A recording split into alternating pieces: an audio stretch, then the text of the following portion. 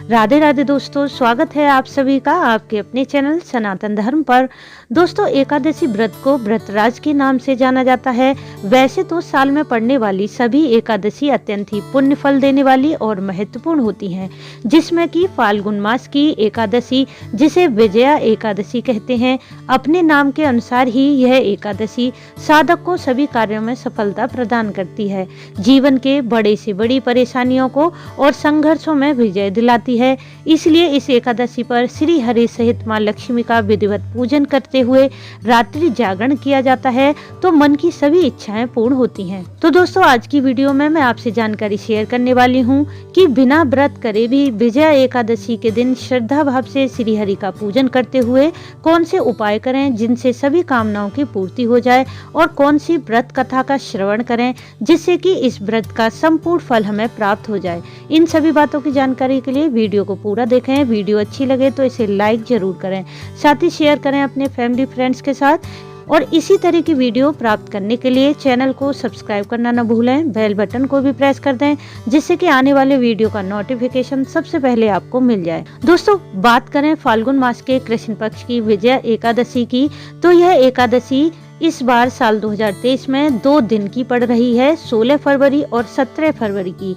जो गृहस्थ लोग हैं वे 16 फरवरी को इस एकादशी का व्रत धारण करेंगे, वहीं 17 फरवरी को वैष्णव संप्रदाय के लोग व्रत रखेंगे। दोस्तों, विजय एकादशी की संपूर्ण पूजा विधि, नियम, पारण का शुभ मुहूर्त इत्यादि की वीडियो मैंने अपने चैनल पर पहले से अपलोड कर रखी है, इसलिए विजय एकादशी की संपूर्ण जानकारी आप मेरे चैनल पर जाकर देख सकते हैं। दोस्तों, यदि आप विजय एकादशी व्रत रखते हैं तब तो सर्वश्रेष्ठ है, परंतु किसी कारणवश आप व्रत नहीं रख पाते हैं परंतु चाहते हैं कि आपके जीवन के प्रत्येक क्षेत्र में सफलता मिल जाए और कितनी भी बड़ी परेशानी और कष्ट हों उन पर विजय मिल सके, तो इस एकादशी पर सुबह स्नान आदि करके श्री हरि सहित मां लक्ष्मी का पूजन करें।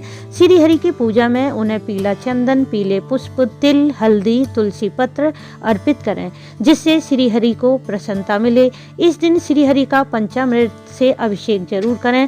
मान्यता है कि बिना पंचामृत के श्री हरि की पूजा पूर्ण नहीं होती है, और पंचामृत द्वारा अभिषेक किया जाता है तो सभी भौतिक सुखों की प्राप्ति होती है। पूजन करते समय श्री हरि को चंदन अर्पित करने से पहले उसमें थोड़ा सा केसर और गुलाब जल डालकर तिलक करें, फिर इसी चंदन से अपने माथे पर तिलक लगा लें। मान्यता है कि पूर्ण श्रद्धा भाव से जब आप इस चंदन का तिलक लगाकर किसी कार्य की पूर्ति के लिए निकलते हैं तो उस कार्य में आपको सफलता मिलती है और उस कार्य की बाधाएं समाप्त हो जाती हैं। इसके अलावा यदि घर में कलह क्लेश ज्यादा रहता है, पति पत्नी के बीच अनबन रहती है, घर में नकारात्मक ऊर्जा अधिक है, तो विजय एकादशी पर एक लोटे में जल लेकर उसमें गंगा जल मिला लें, फिर थोड़ी सी हल्दी, पीला चंदन और तुलसी पत्र डालकर श्री हरि के समक्ष रखकर ओम नमो भगवते वासुदेवाय मंत्र की एक माला का जाप करें।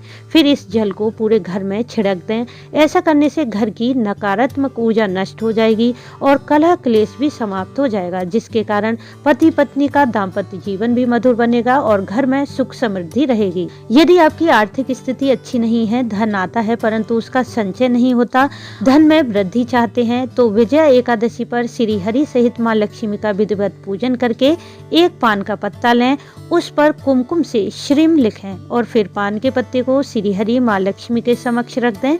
इसके पश्चात विष्णु सहस्त्रनाम या फिर कनक धारा स्तोत्र का पाठ करें।